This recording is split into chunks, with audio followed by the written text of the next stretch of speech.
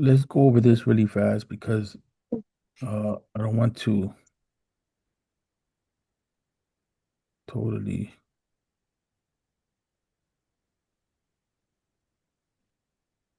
So as far as what nullifies the Salah, we mentioned that adding, and this was in the last session,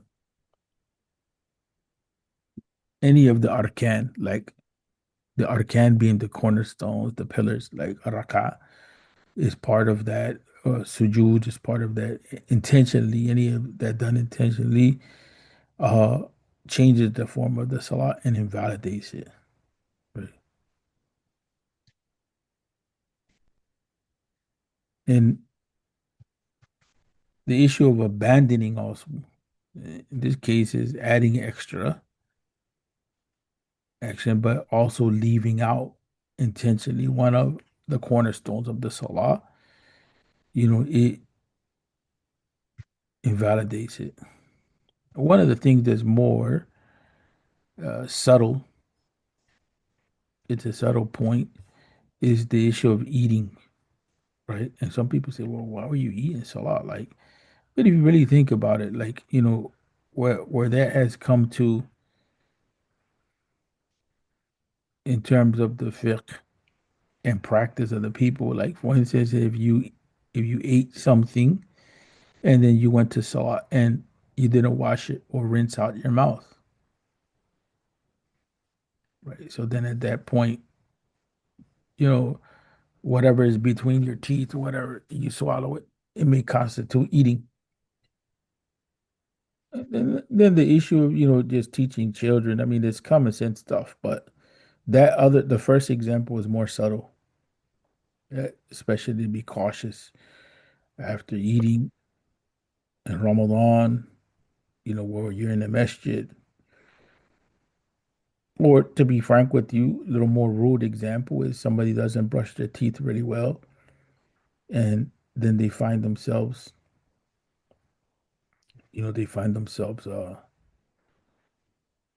with pieces of food in their mouths, you know. So the thing that is more the concept of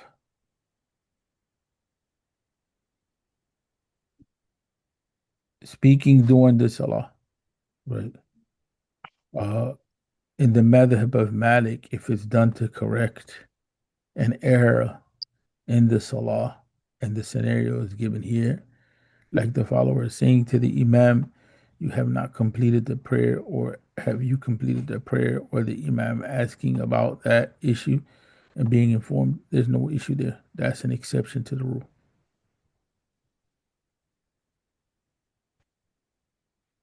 But speaking, you know, people may say, well, that's common sense. It's common sense now, but in the early stage during the time of the Sahaba, they would respond to each other's salams. So in the beginning of the da'wah, that was not clear, right? And then it was, that was disallowed.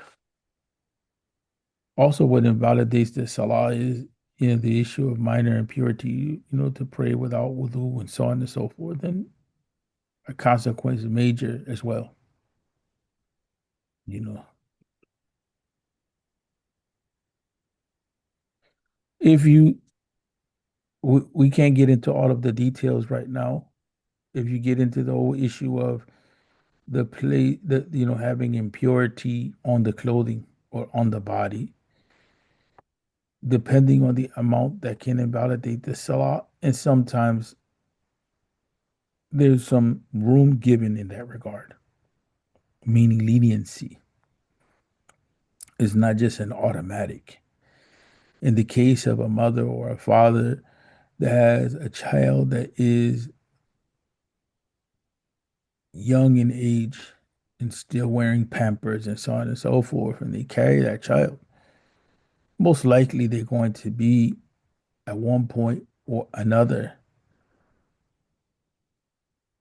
finding themselves dealing with urine and all of that type of thing, right? So even though it requires a little more focus. There is that amount that is and who is allowed, is excused, and then there's that which is not. You know what I'm saying? There's that which is not. You know, there's always the rule of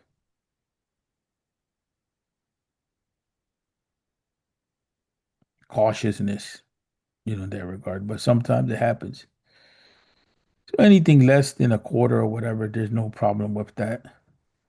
And in the case where it's on the clothes, you can wash it out. If it is the case that Salah is about to go out and you have to pray, and the only thing that you have to pray is that, then you can pray in it, and the Salah is still considered valid. But the idea is, to be cautious about impurity. There's detailed rulings that you find in the bigger books of fiqh in that regard.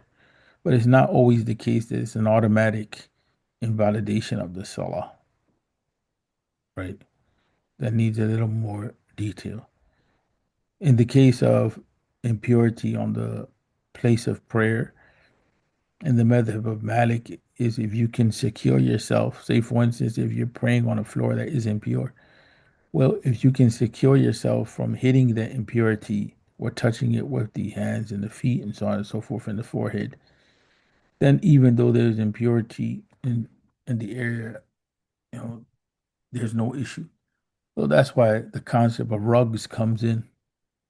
You know, the concept of rugs, even though is considered to be a bid'ah, it comes in from the angle of securing from impurities.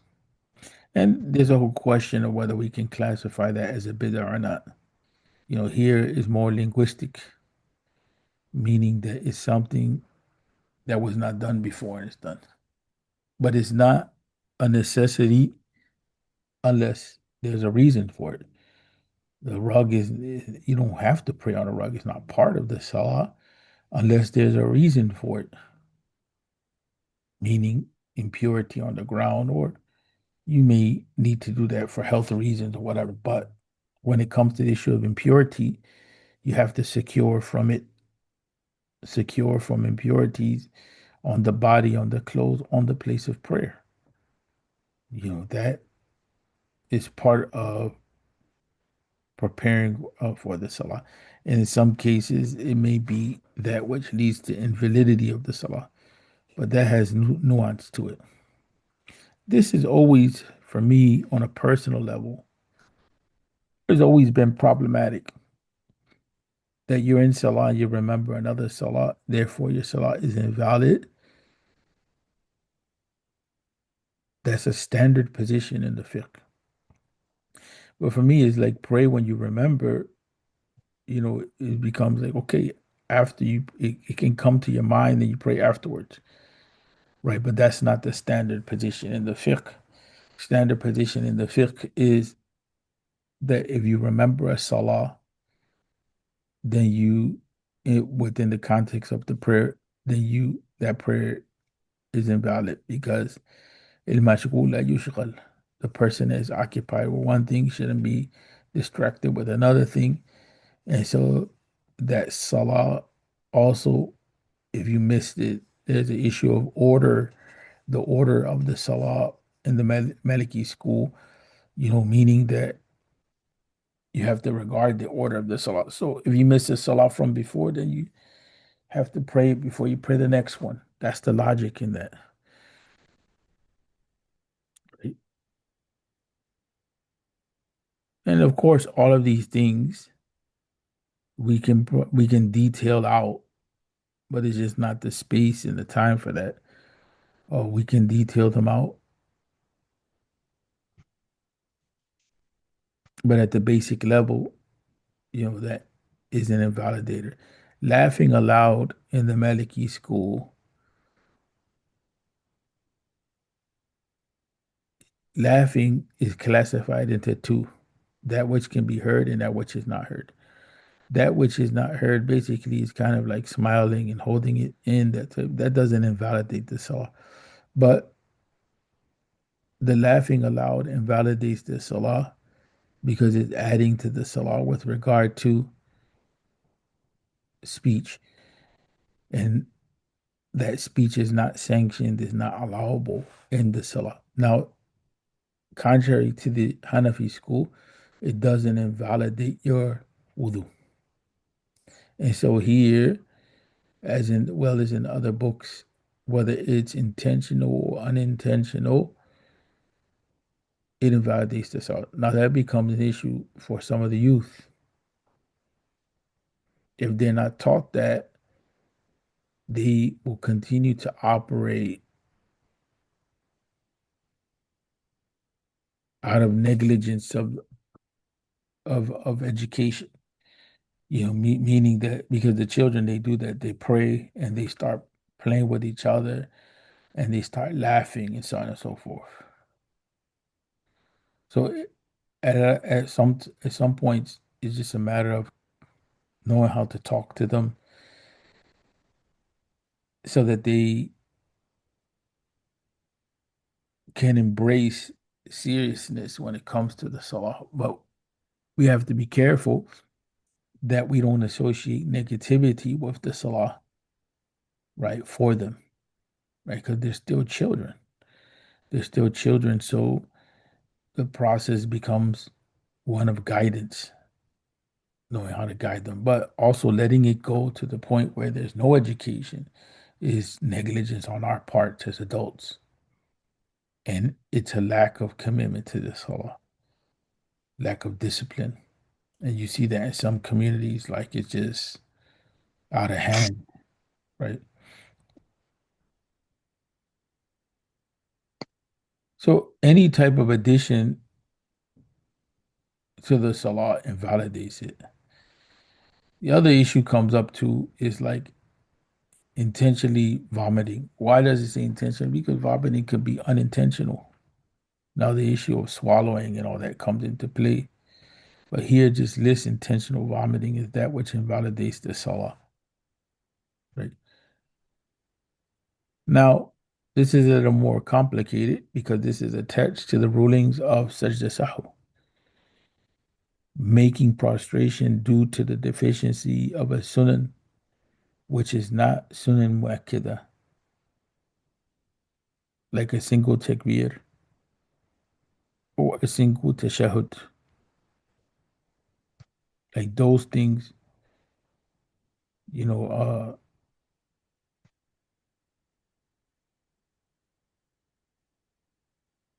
they're from the muakkadat. So the language here is not clear to me 100%. But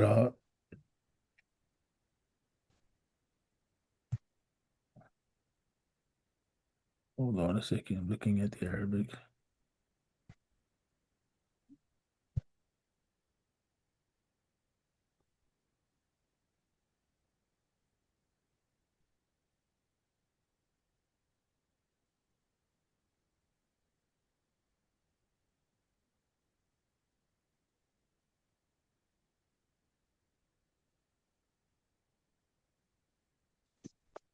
Yeah. So we'll follow up with that when it comes to the other section, right? But to keep in mind that making such a sahur for a sunnah that is not muakkada, right? That's what it means by confirmed.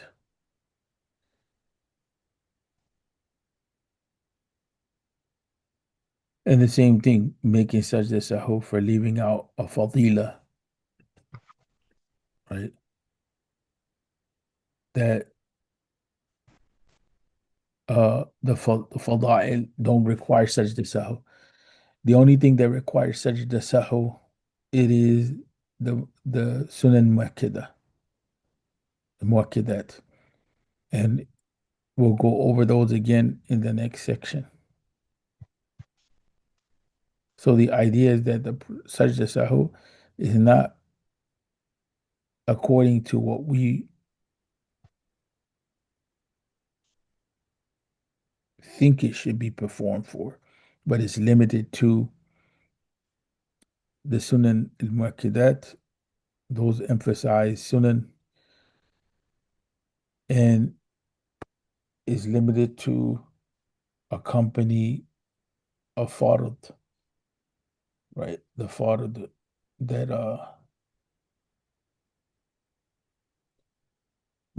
that was missed in the Salah. So for instance, you missed a ruku or you missed a sujud, and then you end up making it up. And then after that, you accompany that fard that you missed, that you made up by sajda sahu.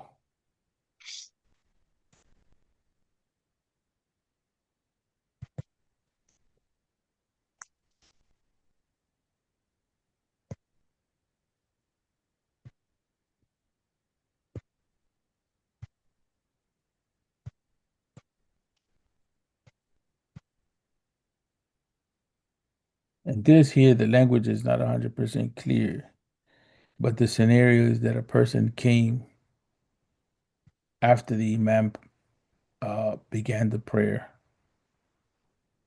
right? Making the prostration forgetfulness, whether it's before or after the salam, if he didn't catch a rak'ah with the imam.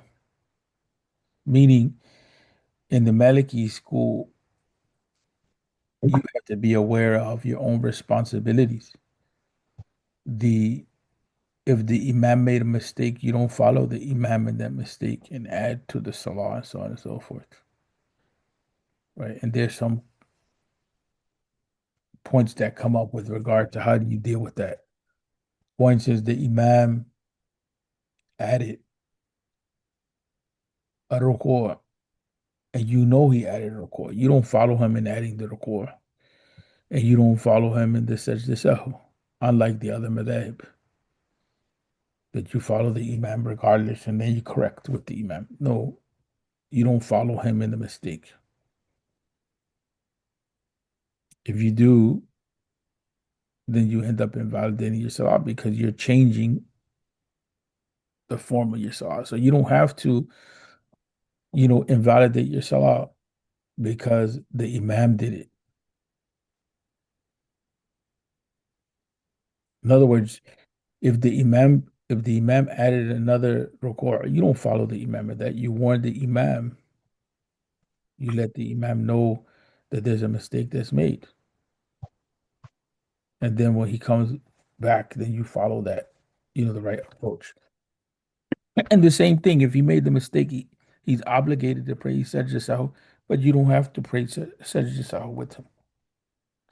The Maliki school is unique in that regard.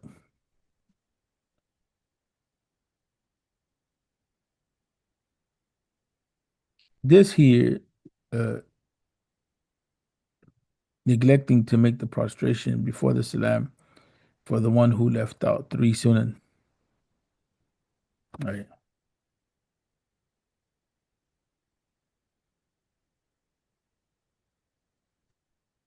Sunan from the muakkadat. So here, it clarifies this point. Here, one sunan muakkada, the case here is that one of them is not leaving out one sunan is not sufficient for you to make sajda sahu. That's the idea. But if you left out three, then the salah is in deficiency. So if you neglect to do the prostration due to that deficiency, then your salah is invalid. If you intentionally spit, this is one of the reasons why. It's another reason, number 13, for the invalidation of the salah. This is why using the miswak has to be done with care. And in the Maliki school, they prefer using the weak hadith and using the miswak in wudu versus using the miswak right before the salah. Although the miswak can be used anytime, but that's considered disliked because the miswak increases saliva in the mouth And then if there is extraneous food to what you ate, meaning food that's left over, or if there's some other gooky stuff in your mouth and you're using the miswak, eh, you're not gonna have time to spit. You can't spit on the floor, and the imam starts the salah, which means you're already there. So it's just not a good practice. That's why, they utilize, unless you're really clear that there's nothing in your mouth and so on and so forth, right? So the intentionally spitting is not from the characteristic of the salah. Crying in the salah, but it has nothing to do with the fear of Allah. But if it has something to do with the fear of Allah, there's no issue. I got a question, and I'm not Which, trying. I'm just trying to backtrack on one thing you said there, right? Um. Okay. The intentionally spitting, right? mm, Okay. I've seen this before, where the person is praying and take out something a in his napkin. the person is praying and something is either come in his mind or whatever it is, right? And he'll lightly spit to his left. Is that acceptable? I've seen that many times.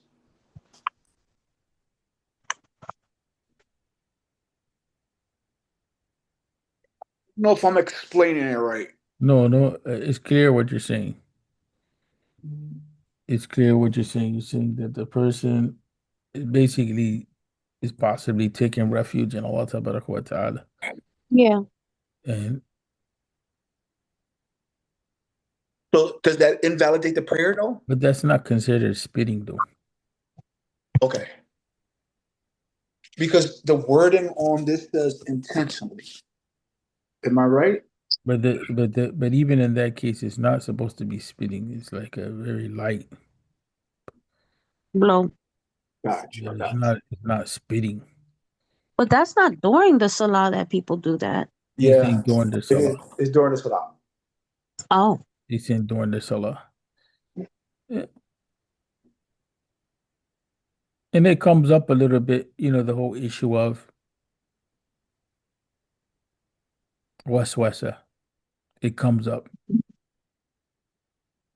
It comes up here. Where was it at?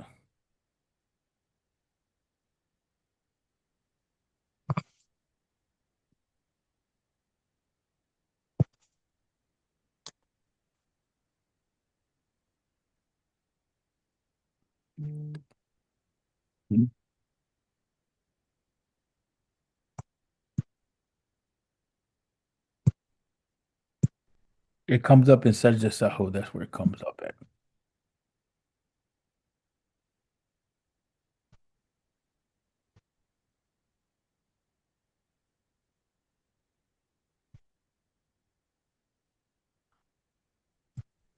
But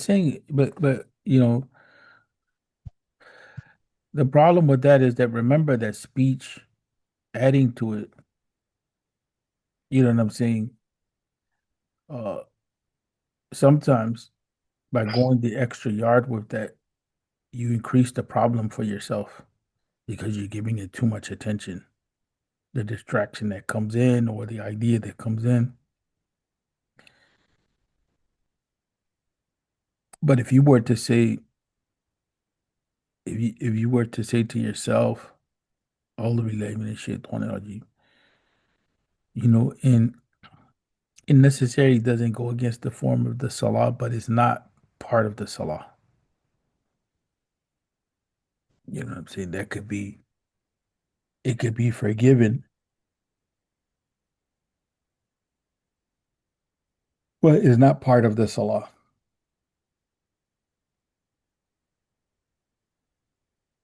And definitely, it starts, you know, the danger with that is that people develop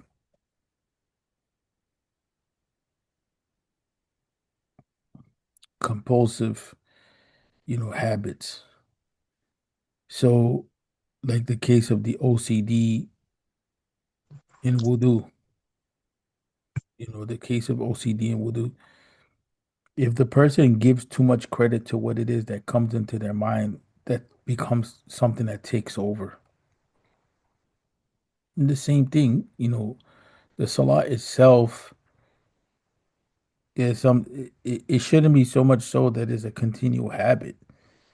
You know what I'm saying? But the salah itself, if you focus on any part of it, it tunes you in with Allah Tabaraka wa Ta'ala. Right? So the more appropriate thing seemingly is just to key in on the salah.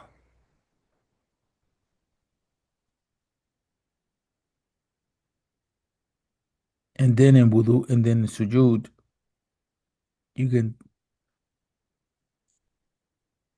take refuge. So sometimes, like in this case, that can become a means to take away from the person's salah, and the person is thinking they're preserving it. Because if it's at that level where it's noticeable by others like yourself, or if it becomes even an internal practice, you know what I'm saying? It's distracting to the person, distracting to others. So the key is just to focus on what is in the prayer. That's why takbiratul ihram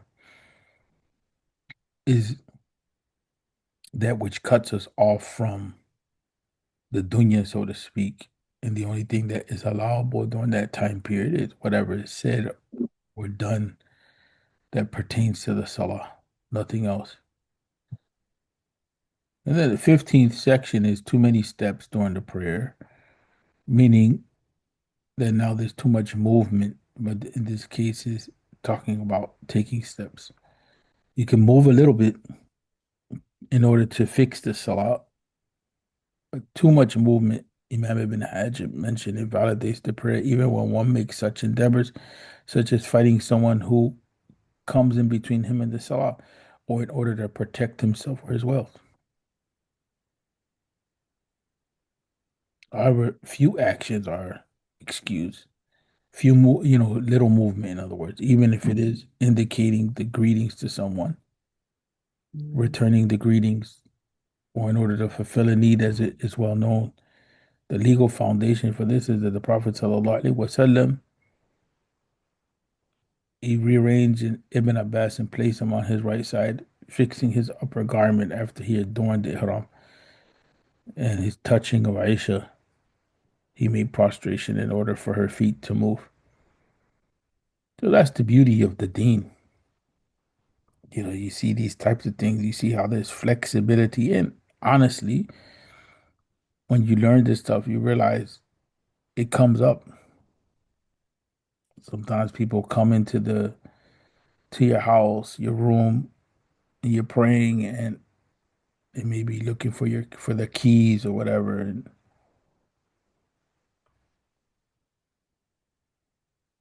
yeah, you may point to it or something,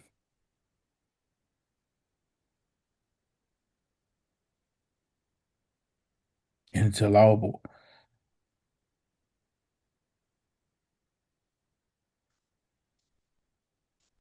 But it has to be little movement, and Allah knows the best. And so then after this, uh, are some other additional steps, additional things.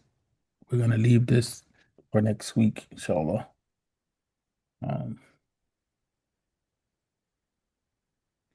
we ask Allah to accept from us and forgive us. Inshallah. Always to practice, study.